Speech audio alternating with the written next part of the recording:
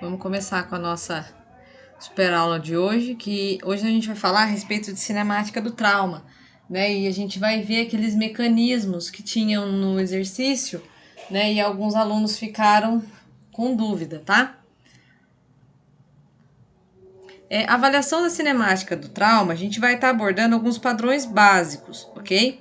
Quando que a gente vai suspeitar e quais são os critérios de inclusão para a gente estar trabalhando, né? Que houve, de fato, um trauma na cena que a gente vai estar atuando.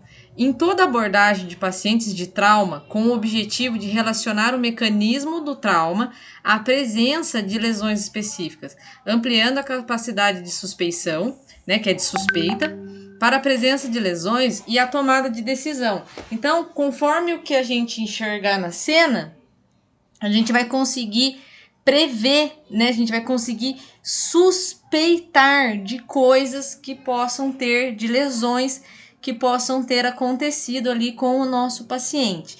E aí a nossa conduta vai ser avaliar, né, o aspecto de cada tipo de trauma. Primeiro que nós vamos ver são as colisões automobilísticas, ok? Então a gente vai ver a cinemática de diversas situações, não somente de acidentes de trânsito, ok? Então a primeira que a gente vai ver são os acidentes automobilísticos. Pontos que a gente precisa observar nesse caso, né? Como que se apresenta o local, né? O local em si, a cena, né? O cenário do acidente, como é que se apresenta? A gente já viu algumas coisas com relação a isso, né? Número de veículos, tipo do veículo, né? Isso interfere bastante, né? O tipo do veículo envolvido no acidente é muito significativo. Por exemplo, nós temos aí um caminhão e um ônibus, né? Ambos são veículos grandes, mas para o meu atendimento eu já preciso pensar em número de vítimas, né? Então tem tudo isso que já pega essa parte aqui, ó, número de pacientes envolvidos. São adultos, são crianças, quem que atingiu o quê, né? Essa questão de quem atingiu o quê, a gente não vai entrar no mérito de quem que estava errado, tá, gente? Para isso existe a perícia, né, e principalmente em casos de óbito e tudo mais, a gente não vai abordar esse tema. Mas a gente saber quem bateu em quem faz um pouco de diferença pra gente, tá? A direção do impacto e se houve ou não o dispositivo ou a ação de frear o veículo, tá? Porque isso também interfere para nós. Outros pontos, né, que a gente precisa avaliar. A velocidade aproximada. Professora, como que eu vou saber a velocidade que o carro estava se depois do acidente que o carro parou?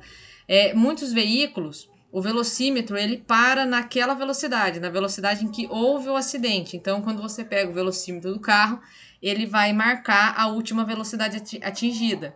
Os caminhões também têm, né? Tem um dispositivo, né? Tem um aparelho que faz essa verificação, tá? Os pacientes utilizavam dispositivos de segurança, como por exemplo o cinto ou a cadeirinha, né? E é muito interessante, o pessoal que gosta bastante de animais, né? Agora tem-se também uma atenção muito grande com relação ao transporte dos animaizinhos dentro do veículo, né? Então, como a gente vai ver mais para frente, né? Daqui a pouco, os impactos, né? Principalmente o impacto frontal. O cachorrinho normalmente fica no banco de trás. Nosso cachorrinho, zero chance, né? E normalmente os ocupantes podem estar de cinto e o cachorrinho acaba, né? Enfim. Precisa ter, o airbag foi acionado.